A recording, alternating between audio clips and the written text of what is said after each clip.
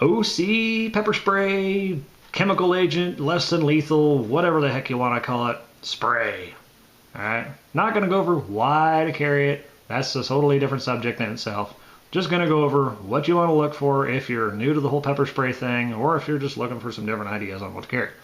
This is just based on my experience of what I've used, what I've carried, and just my own research. So take it for what you will. Alright. First things first, start with a brand that's actually been heard of and has a reputation that is not, deplorable. That would be something along the lines of, right here we got Saber, Saber Red. This is just plain old Saber. Saber's good stuff. A lot of law enforcement agencies use it. It is not the hottest thing out there, but it is effective enough to be kind of a standard, really. So Saber's a good one. Fox Labs is another excellent one. UDAP, they made bear sprays originally, and then they went into the, civilian people spray. And Cold Steel's another one right here. This is Cold Steel Inferno. They're relatively new, and this is more of a foam. I'll get into that in a minute, but this is very, very effective. This is actually a mix of red and black pepper. But anyways, that's into the ingredients category. But go with a brand that you've actually heard of or has a reputation as being decent. Don't get some stupid garbage that you find in the grocery checkout line or at your gas station. General rule of thumb, don't get your pepper spray the same place you would get your gas or your beer. Okay? That stuff like Zombie Stopper and all that garbage stuff, you don't know what you're getting. It could be stuff that they got off the floor of a factory, or that it could just be somebody making it in their backyard. I don't know. But you never know what you're going to get with that. These you will, because these have been used, tested, and they're reliable enough to be trusted. Second of all, size. How big a thing do you want to carry? Most people want to go with this little rinky-dink crap here. Now, if this is absolutely positively the only size you can carry, it's better than nothing. I'll give it that. But really, this sucks. Okay? Just frankly, this is not what you want to go to first of all. If you're wearing nothing but a Speedo or bike shorts or whatever, I guess, but really, get something larger. Like a 2 ounce here is kind of the minimum size in a canister with a decent top and some pressure behind it. This is a 2 ounce here. They go 2.5 right here. This is a 1.5 or so, but it's about the same size as a 2.5. They go up to 4 ounce. You don't want the fire extinguisher kind. Nobody really needs that, nor can they carry it reasonably. But this, no. Don't go with this if you can avoid it. If you do have to get something this size, don't get this type, okay? This stuff here with this flip-top garbage, don't get that. Get something that has more along the lines of this kind of a flip-top, where you just stick your thumb under and push it down. The only 2 brands I've seen so far that actually have a top like that are going to be Mace brand or UDAP, UDAP again. They're the only 2 ones I've seen that have just a flip top, but it's about this size. It's this thin, and it's about 3/4 of an ounce, 1 ounce, if that. Real small capacity, but it's small. So now, realistically, these are not that bad to carry. Everybody wants to just drop it in their pocket, but really, the way I carry this thing, this is what I've been carrying lately. This is easiest carried inside the waistband. Now I'll get into the methods of carrying and so on in another video, but this is 2.5 ounce, and I could probably just as easily carry a 4. I just really don't feel a need for one. But yeah, go with something you can actually get some pressure on, get some chemical dispersion, some volume out of, some distance, because this kind of trickles out. I can spit a mouthful of water farther and with more volume than this will hold. So go with something significant if you're going to get something at all. Now, spray type, there's about 4 main kinds. You got streams, which is right here. That's pretty much the standard nowadays. Streams are most common. There's also a fog or cone type spray. There's a gel, and there's a foam, which this one and this one here are foams. Now, again, stream is kind of the standard. Again, this is kind of a well, I don't want to say industry standard, but it really is the most common one. And this is actually what I carry on duty right now. That's why it's all scuffed up and everything from being in that holster with the button scratching off the label. But stream, you get distance, you don't get a lot of blowback or splashback, I mean, you're going to get, no matter what, you're going to get some if you're close enough, but it's not as prone to being susceptible to things like wind or anything like that. You can wave it back and forth and get a nice good hosing down of the bad guy. Now a fog, of course, it's going to be way easy to hit what you're going for, but being that it's a fog or a cone, that goes everywhere. The entire room, if you're indoors, is a cloud of pain. You do not want to use a fogger or a cone spray indoors, period. And most of us don't have the opportunity to choose when and where we're going to use pepper spray if we have to use it to defend ourselves. So just avoid cones and fogs in general entirely. Just do not use them. Gels are I'm not a big fan of, because it comes out with a thin stream, kind of like a stream spray, but when it hits, where a stream is a liquid, a gel, of course, is, as the name implies, a gel. Where it hits, it stays. I mean, it might run real slow, but pretty much where you put it is where it's going to go. A stream, because it's a liquid, is just like water. You spray it and it'll immediately just run down. It'll splash, all over the guy. So you don't have to be super duper duper precise. Gel, you have to get exactly in their eyes and nose if you want it to do anything. So gel's not very forgiving. Now, given once it's there, it's harder than heck to get off. They're not going to get it out of their eyes real easy. Spray, they're not either, but I mean, gel, you're getting a lot more in a concentrated area. So gel, not a fan. Lastly, foam.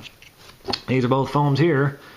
And foam is kind of like, it's got the benefits of both in the sense that it has a narrow, relatively narrow, directed focus when you're shooting the stuff, but it's kind of a shotgun pattern. It doesn't go in a narrow, thin pencil line.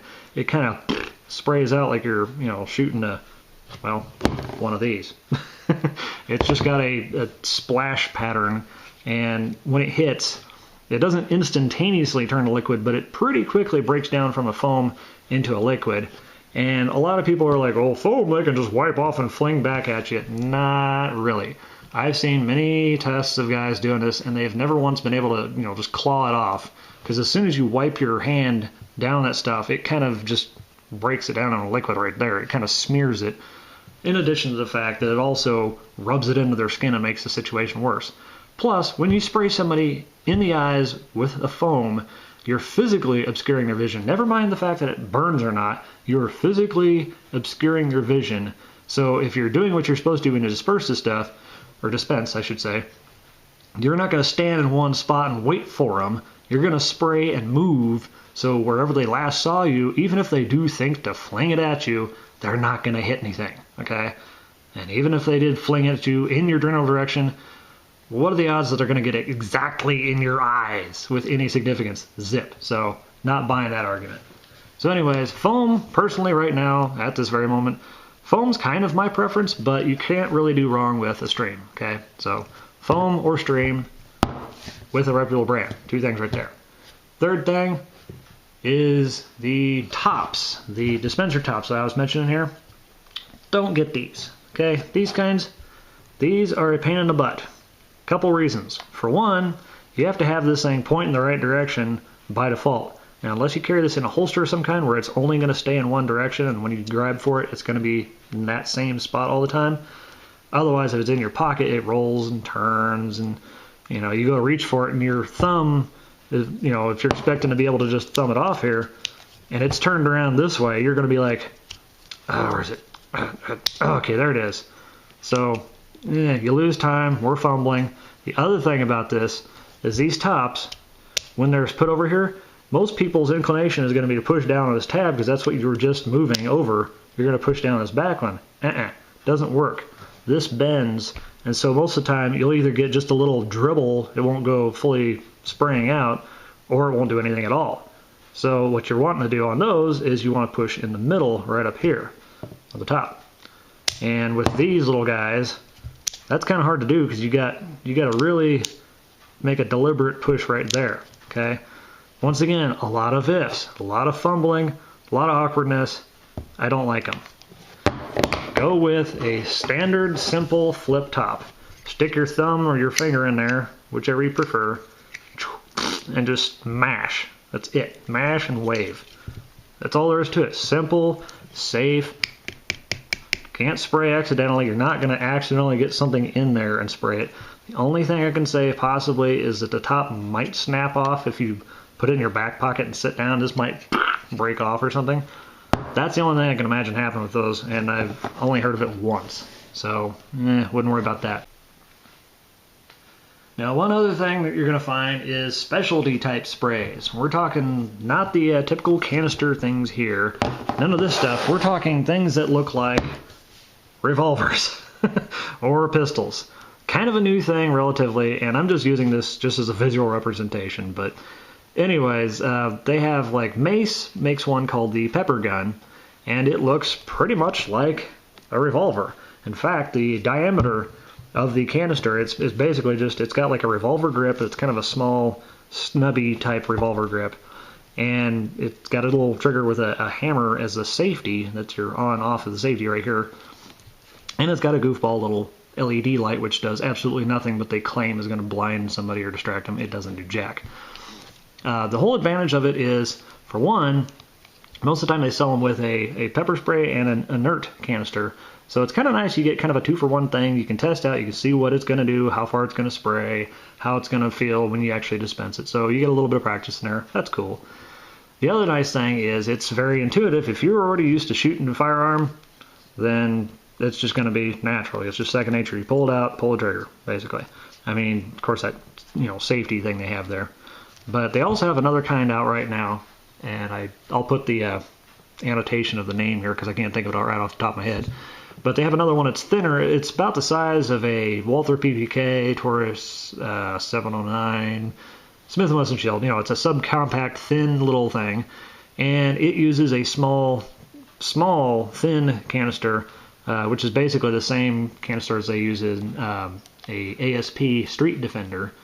And it's more of a kind of a cone spray. So I'm not a real big fan of that. But it is thinner. It's more compact, and there is no manual safety. It just has a trigger, and that's it. So, But really, if you're going to go with those weird specialty ones, that Mace Pepper Gun, really not bad. It uses a stream, uses 10% OC spray. It's okay. I don't really feel like getting one. This is $40 or so.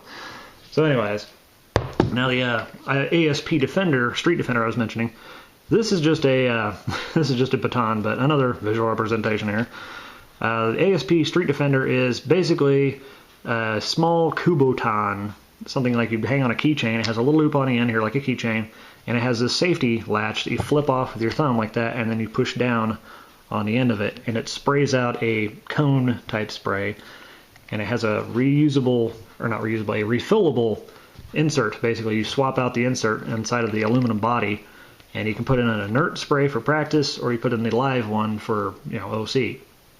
Now, problems I have with that are, for one, the safety that it has on there. It's kind of awkward to do. I guess if you practice enough, it could be done, but the thing about it is it has to be turned where the thing where you catch your thumb, it has to be, oriented in that direction. If it's around here, you go to pull it out of your pocket or something, you're going to be like, there it is, click. Psst, you lose time and fumbling. The other thing about it is it's a cone spray, and cones, again, not a fan, not something you want. Plus, it's got a really, really limited distance. I'm talking like arm's length. So basically, unless the guy is directly in your face and you're willing to get sprayed yourself, not a big fan. They say the benefit, of course, if you spray or whatever, you can still use it as an impact weapon like a regular Kubotan. But just carry a Kubotan, okay? Just don't mess with those stupid things. They're kind of an expensive gimmick. Not a big fan. And lastly, I don't have it again here with me because I have never wanted one, and they're kind of a waste of money. But once again, bringing the judge out here just for visual representation. They have the Kimber Pepper Blaster. Now, the Kimber Pepper Blaster is the dumbest of the dumb. It's basically, if you know what a front-firing blank gun is, it's that with a pepper charge in there. It's got 2 of them. Now, it doesn't look like a gun per se. It doesn't have a traditional shape to it. It's more like kind of has like a Star Trek phaser look to it. But it's got 2 shots. Use a pyrotechnic charge, and it basically just goes pop for one, you pull the trigger again, pop, and you get the other one, and that's it. You get 2 shots they just go pop, and they try and say, oh, it launches at so many miles per hour and it reaches this distance and such. But that's assuming you're perfectly on target and that spray goes about maybe that far around. But you're going to be perfectly on target with no sights and a weird handling thing. And that's assuming that you get right in their eyes and not like, just their mouth or their chest or something. And also, that's assuming you have one guy coming after you. So that's a lot of ifs. And it's expensive. It's about $50 or so. So Kimber Pepper Blaster, don't even worry about it, all right? Stick with sprays. If you have to, get the small one, but get the flip top and the pepper gun. Not a gun, but pepper gun, okay? So just get a flip top, get a stream or a foam, get a reputable brand. I'm going a lot of specifics here, but really, this is kind of what you want to get. Stream or foam, brand you've heard of, and a flip top, okay? So that's just the basics of what to look for. That's the item part, okay? And as far as dispensing and deploying the stuff, that's a whole other thing.